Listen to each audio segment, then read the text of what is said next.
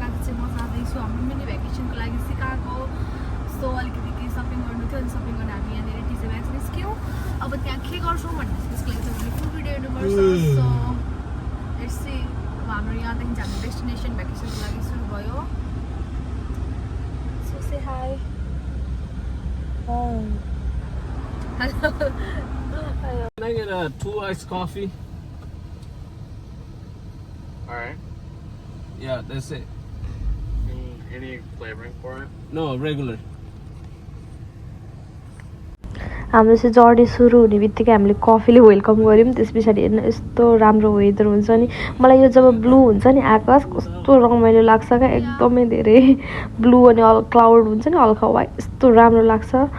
अनि त्यस फाइनली अब चाहिँ हामी आइपुग्यौँ। कस्तो दामी वेदर देखिएको। तर यहाँको वेदर चाहिँ नि हेर्दा जति राम्रो देखिन्छ नि त्यति नै धेरै नराम्रो हुन्छ क्या, एकदम बेउरा चाहिँ जिरै भएको हुन्छ। किनभने कतिखेर पानी पर्छ, कतिखेर घाम लाग्छ, केही आइडिया हुँदैन। घुम्न हिँडेपछि जहिले अवर पारिदिन्छ। त्यस पछाडि चाहिँ हामी होटल पुग्यौँ। होटल पुगेर 2-3 घन्टा रेस्ट गरेर चाहिँ बेलुका भएपछि चाहिँ डाउनटाउनतिर घुम्न निस्क्यौँ क्या। डाउनटाउन चाहिँ यस्तो रमाइलो हुन्छ नि, राति जाँदा छुट्टै आनन्द पाउँछ क्या। अनि यो एउटा केबिन भन्ने थियो ठाउँ, हामी त्यहाँ गएको थियौँ। तर फोटो भिडियो रेकर्ड गर्न चाहिँ पाएन क्या, अँध्यारो भइसकेको थियो। Ready? Video छ। भिडियोमा छ कहाँबाट फोटो हुन्छ?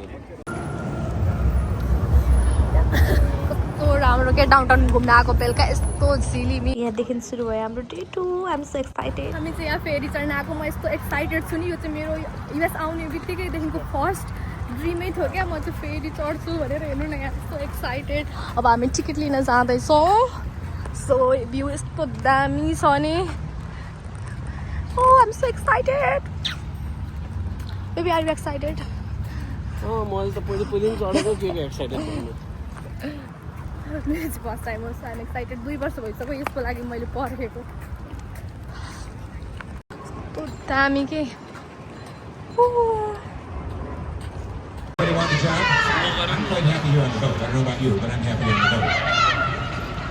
The first building to come down on the river. Now you'll notice it's not made of wood. Nope, it's made of bedroom. Yeah, it is clean enough. And that's the story I wanted to share with you. Because all 5 lakes, Grant Park, this whole tree line that goes from Millennium Park down to those buildings in front of it. त्यस पछाडि day 2 मा चाहिँ हामी बिच गयौँ। म पानीमा यति धेरै रमाइरहेको छु, केटाकेटी जस्तै पानी खेलिरहेको थिएँ क्या। एकदम रमाइलो लाग्छ कि मलाई पानी यसरी खेल्न। म अनि बिचमा यसरी पानी खेलेर बसेको नि, यो पनि मेरो फर्स्ट टाइम हो। मेरो सबै थोक फर्स्ट टाइम हो होइन।